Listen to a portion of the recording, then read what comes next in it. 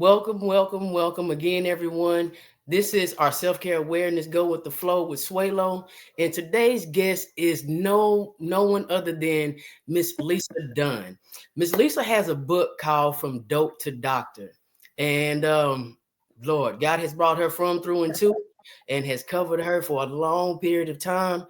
And I don't even want to, just keep talking about this, but I want to go ahead and pass the mic over to you because going from dope to doctor, telling people your story to give God the glory. First off, I want to thank you for telling people your story because you have to be unashamed Right. to speak out and tell people your story because it's the good, the bad, and the ugly, and you Mhm. have to be ready for people to look at you, and some people will judge you, Oh but as yes. long as you know it's God's glory, that's the only thing that matters. And again, thank you for being here, and thank you for agreeing to be a consistent growth, a part of this podcast, the YouTube channel. Thank you very much. And I'm going to pass the mic over to you. Hey, no problem. Thank you. First of all, I do want to say to God be the glory because I am here today only because of His goodness, His grace, and His mercy.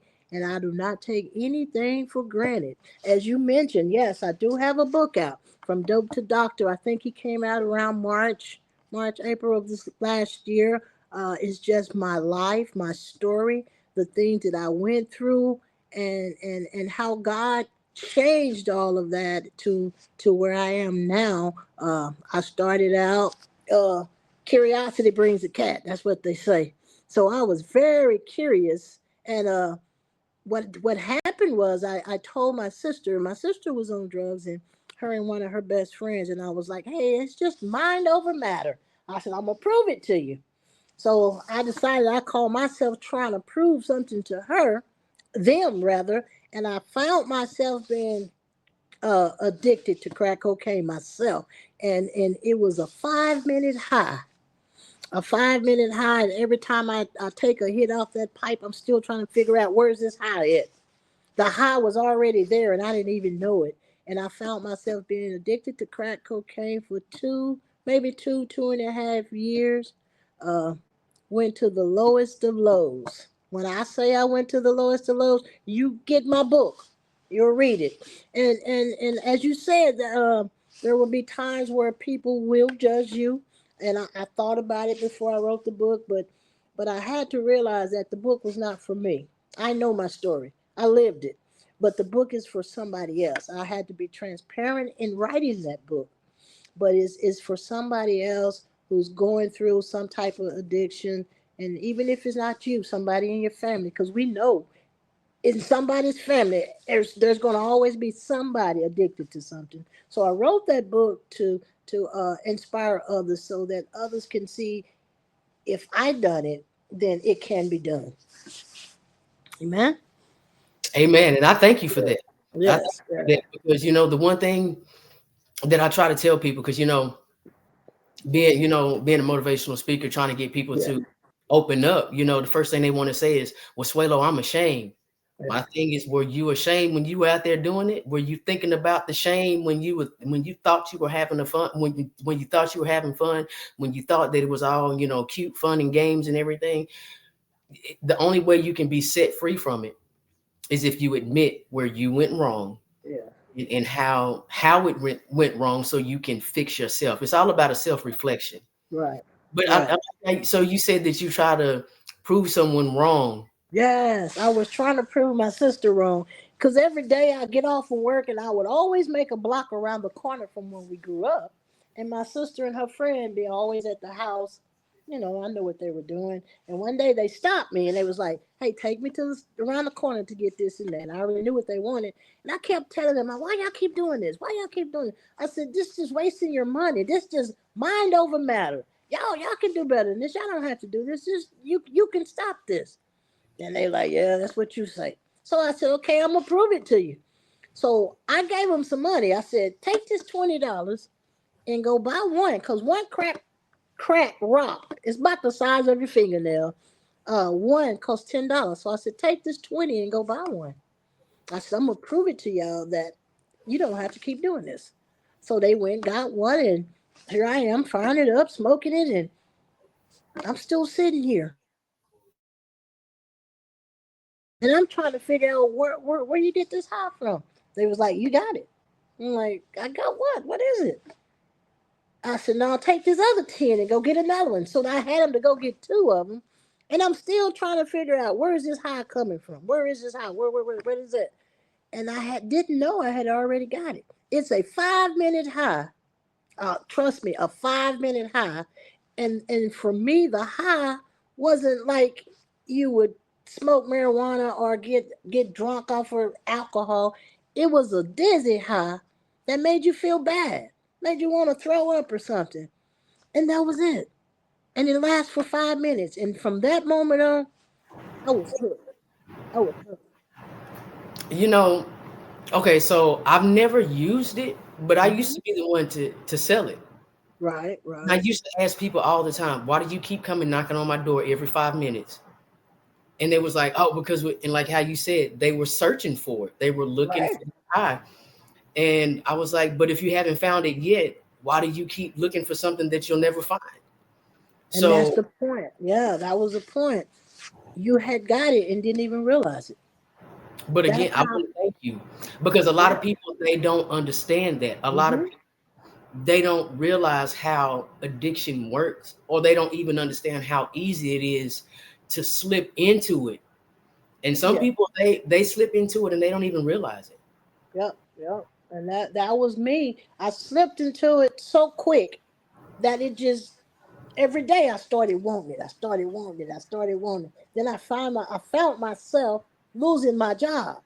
And once I lost my job, oh, it really got bad because you start craving it. You don't have the money to pay for it, and then you go out there and you start doing things that you know you don't normally would do. You sell your body, you do you steal, you do whatever you had to do to get that fixed because you were addicted to it. Now, you lie, you cheat, you do whatever. I did everything but kill, but it will cause you to go to levels that you would never thought you would go.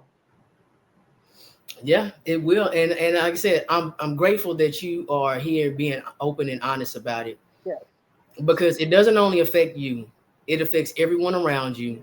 yes, Like you said, yes, it affects your job, it affects your family, yes, it affects your friends and yes. even future relationships. Exactly, it Because does. when people, they start looking at you and the first thing they want to do is place judgment, Yes. Oh not knowing wow. that you really don't want to do some of these things. You don't want to do a lot of these things, but your Yes, body, your yes. so can you kind of explain to some, because I really I want people, this is self-care awareness. Right, right, right. So what I want to do in my journey is stop people from doing a lot of judgment or Right. say I don't understand because so many people, they don't want to talk about it. They don't want to be Hmm. open, with Right, with their right, right.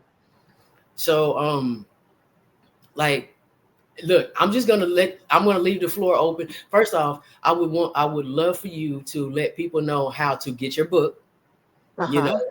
how to purchase your book. Um, and then at the same time, what all you had to go through in the beginning stage of basically your family, your friends, with them Yes. looking at you saying, okay, well, this is not you, this is not how you used to be, because so many people are afraid of that part of it to where Mm-hmm. they don't want people to know that they struggled Exactly. at that Exactly. beginning stage.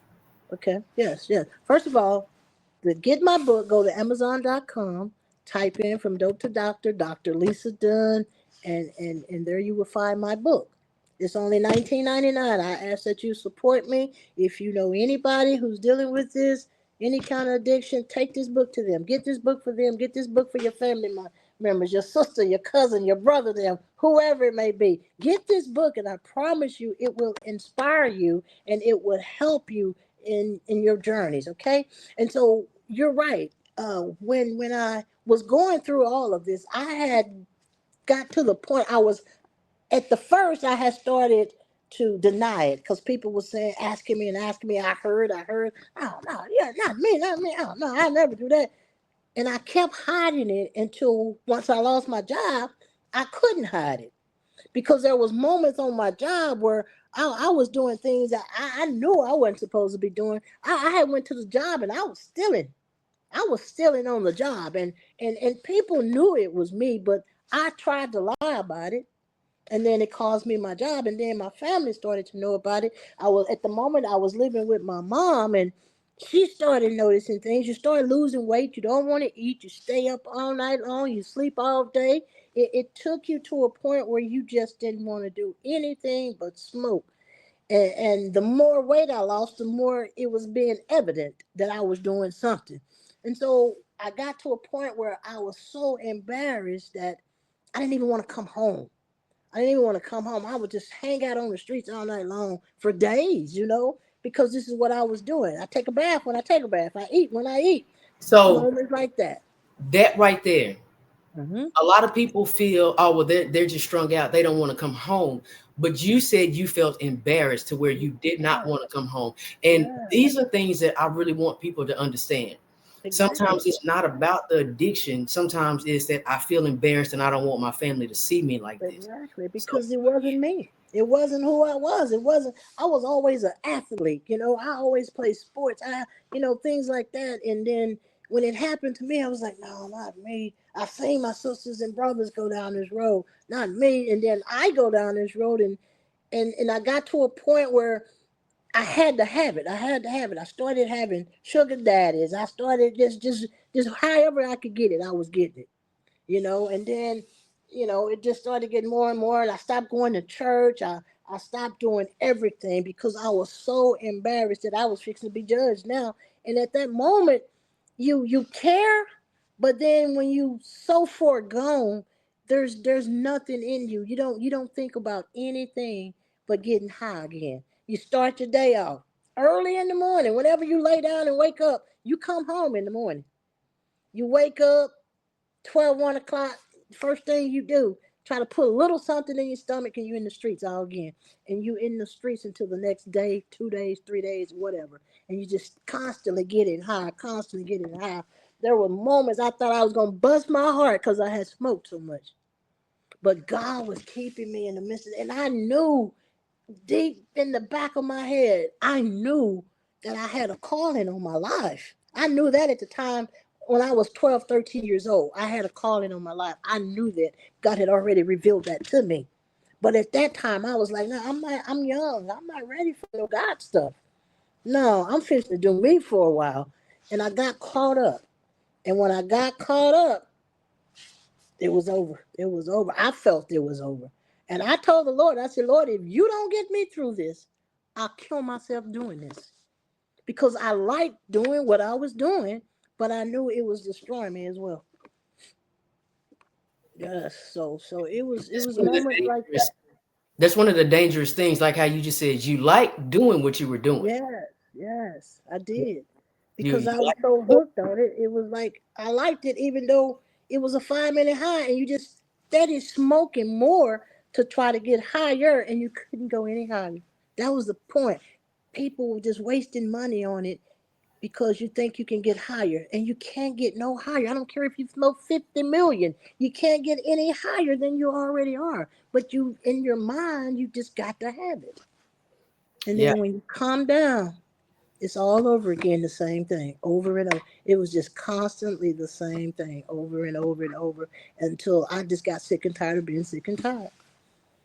So what you kind of described is what people early in the morning used to come knock on my door and say, "Hey, I just need a bump. I need a wake up I need call. a bump. That's what we call it, a bump. Wake up Wake up call." call.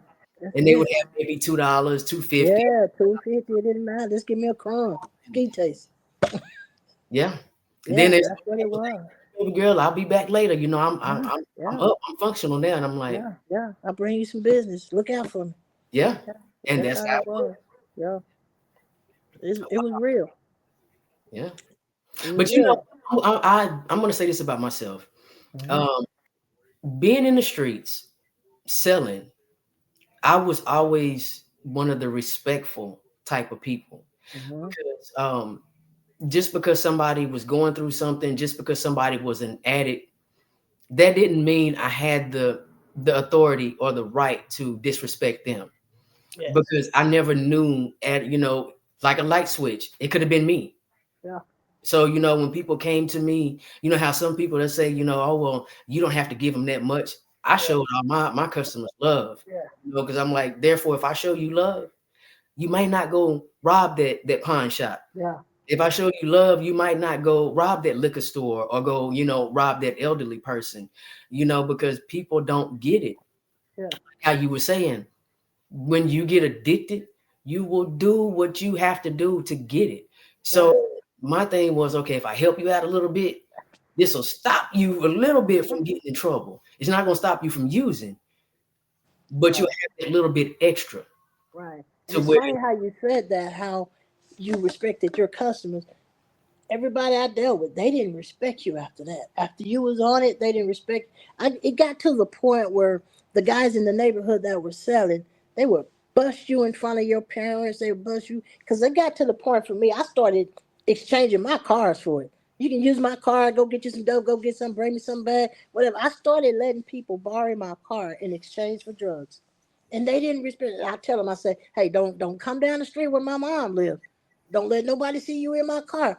And they would get my car, give me dope, and they'll take off and go straight down the street just to let people see them in my car. They was doing it for shame. Well, those people also don't understand that you reap what you sow. Exactly. Um, Exactly. That too. and even though you are in the streets, you hustling dope, God is still covering all of us. Yes, yes. I And did. if you do, because I knew I was doing wrong. You knew you was doing wrong, but Yeah, God is yeah. still covering us, and I'm still being protected. So if Right, I'm right. being protected in the wrong that I'm doing, why am I going to do even more wrong for more wrong to come to me? Because like Exactly. you're going to reap what you sow. Exactly. There were moments I had people to pull guns on me. I had people to I even got raped in the process. I had people tell me, hey, if we're gonna smoke, you're gonna give me this. I'm like, okay, yeah, that's cool, that's cool, that's cool. But then when we got to smoking, it was a different story because what people don't understand is once you start smoking, you don't have a sexual desire. You don't even think about it. That thought is dead. And if a man tried to have sex with you, it was over. You didn't have to worry about it. So it was moments when I was like, okay, yeah, we're gonna do this, we're gonna do this. Yeah, but you gotta first give me a hit. And I knew once I got them to give me the hit and they'll hit it behind me, I didn't have to worry about that. But there was moments where even when I had a sugar daddy, he thought I had stole his money one time. He couldn't find it. He had misplaced it, and he just swore it was me. Put a gun on my head, and I was begging for my life. And I knew then it wasn't nobody but God, because he could have pulled that trigger. And then I think 2 days later, he found where he hid his money. But had he pulled that trigger, he'd have killed me for no reason. But I put myself in some of those positions, and then that's why people try to judge you because you put yourself in those positions. But even when you put yourself in those positions, it's not you. It's not you. It's the drugs acting in you, making you do the things that you do. Because if it was me and I was in my right mind, none of that would be. But because I'm doing drugs and on drugs and very, very weak behind it, I was doing the things that I didn't want to do. It was like the Apostle Paul. The things I want to do, I didn't do. But the things that I wanted to do was the things that I was doing. So God was there right there at the time, And just not only that, keeping me. but see, not only that, you don't know what other types of drugs are in the drugs that you're using to make you Yes, respond or yes, react a different yes, type of way. yes, yes. They And think that that was another thing I thought one about. thing, but and that's the reason why, and I know this may sound crazy to a lot of people, but excuse me, that's the reason why I would cook my own, because I knew what was in it. Right. I didn't have to worry about Okay. the carpet freshener or the Uh-huh. and Yeah. all this other stuff Yeah. was mixed in. I know a lot of people that got, Yeah. murder cases because they Yeah. were selling stuff that they didn't know what was mixed in with it. So, Exactly. and you have to be careful because you Hmm. can get something and you already know how you're going to react, Yeah. what you're used to. But if something else is different in there, you don't know. So you are a true blessing. Yes, and then we had another thought that went through my mind is sharing the pipe. I didn't do the needles or anything. I'm scared of needles. I didn't do. I only smoke crack, rock, cocaine, and but you would share pipes with other people. So people are putting their mouths on this pipe, and you never know who's got what and all Hepatitis. that. And then there were moments where this little disease was going around and everybody was catching it because they was all dealing with dope people and everybody was dealing with everybody, and the word got out that you may have this and you may have this, and they're like, oh, I know better, I know, because I knew the people I dealt with. But at the same time, I was still scared because I shared pipes with people. Hmm. And so the word had got out that this doctor was giving shots to everybody that had syphilis, gonorrhea, whatever it was. And so I said, I know I haven't done nothing, but I had the health people come to my job and say they was looking for me, and I tried to act like I didn't know what they talking about because I had heard it. And so he was like, "You need to go anyway, just to be sure." So I'm like, "Okay, whatever, whatever." So when I got home that evening, I said, "Man, I need to go just to be sure." But I knew I was sure, but I wanted to be sure. And so I said, the doctor talked to me. I said, "Hey, I tell you what, doc, just give me the shot. I don't even want to test for it. Just give me the shot." He said, "No, let's test you for it." I said, "Okay." So he tested me for it, and I didn't have it. I said, "But still, give me the shot anyway, just in case." So he gave me the shot just in case. My mom found out about it, and boy, she got the raising cane, talking about I better not be bringing all this stuff into our house, and all this kind of stuff. And so that was another thing that was embarrassing because people had already put in their mind what they wanted to say about me, what they thought, and all that. And it just kept on. It seemed like this pressure, this pressure, this pressure. And there were moments I wanted to commit suicide. I wanted to do away with it. There were moments I said, Lord, I'm going to kill myself. I can't do this no more. I can't let people look at me like this and feel the way they feel about me. And I contemplated suicide many a days, but I just could not make myself do it because I said my family will suffer if I have to do this. So it wasn't me. It was God keeping me from doing that as well. But all that stuff is in my book as well. But I'm glad that you did think Yeah. about your family Yes. suffering. Yeah. Hmm. That that's the one thing I do talk to people about. If you do commit suicide, you may think that you're taking the easy way out, but what about everybody else? What Yeah. about your family? What about your kids? Hmm. And everything. Um, wow, amazing. Yeah. Everybody's process is different. It is. Everybody does have a Yeah. process. Yeah. And Yeah. what I'm so grateful for again is that you are willing to come out and speak about your story, Yes. willing to speak about your process to let everybody know. Don't be ashamed because Okay. you was out there, you was doing it. You wasn't ashamed when you was Yeah. doing it. That's But like right. I wasn't. want your family to see you the Yes. way that you were, and but you did something about it. Yes. So Exactly. you I did changed. something about it. I changed it. I turned it over and gave it to God. It was just this song that I always kept in my head. And it was called Through It All. And it was like, if I never had a problem, I'll never know that God could solve them. I'll never know what faith in God could do. So I got to trust his process because he made me. I didn't make me. He made me. So I started just trusting him because I knew I was grounded and rooted in coming to church and in the word. And I knew the word even as a kid. Like I said, I knew the word, I knew all of this. And I just kept on saying, God, you gotta pour me through this. I got a problem, but I know you can solve it. And I said, and all of this is going to be for your good because I'm coming out of this. And I always think to myself, I still think to myself, I I feel like I had to go through it. I had to go through it for somebody else, not for me, but for somebody else to be able to can say, if she made it, I can make it. Because I'm telling you, I went to the bottom of the pit. I was like the prodigal son. I went into the pit and I was about to eat the slop that the pigs ate. If it had not been for my Father, which is in heaven, I knew who He was, and I ran back to Him. But look at you now. And look at me now. Yeah, Look yeah. at you now. Look at me now. Yeah, that's what. 2020. It was 26 years when I first wrote the book.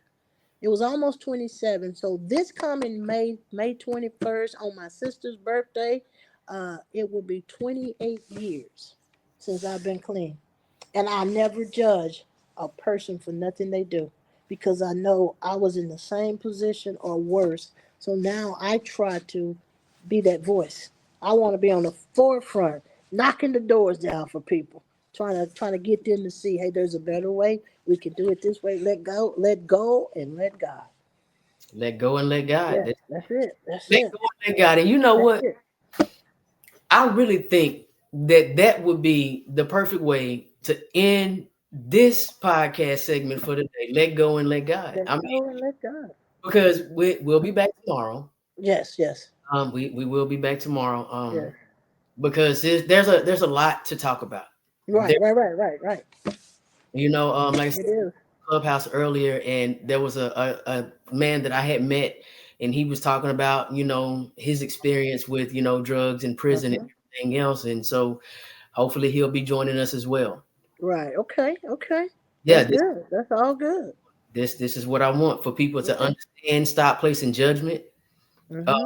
because there's so many people out there saying, well, you know what, you don't have to do this. I'm like, yeah, we chose to do those things, Mm-hmm.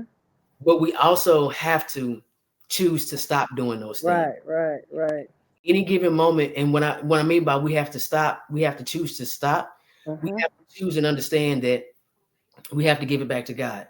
Right. Because when we were young, when mama and daddy were paying or whoever was paying the bills, everything was fine. We didn't have Every, anything to worry about. exactly. God provided everything for us Yes. as adults. Why do we worry so much? Right, right, right. Yeah, so There's no need to. right. So just give it back to him. That's it. And we can only the things that we can change, the things that we can control, that's what we can do. We can just work on those things and we can change those things. The only thing we can change is self. We can't That's change right. anything else. That's right. Everything else, give it back to God. Let him have it. Let him take control of it because we are not God.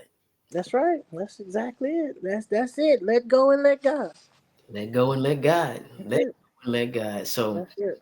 again, I know you do have to get back to work, and I don't want Yes, to ma'am. take your whole lunch. That's okay. Yes, ma'am. We're good. All right. So again, Okay. and Yes. any closing words you want to leave for everyone other than except for let go and let God? Again, let go, let God. Go on Amazon, Amazon.com. Find my book, From Dope to Doctor by Dr. Lisa Dunn, My Life's Journey.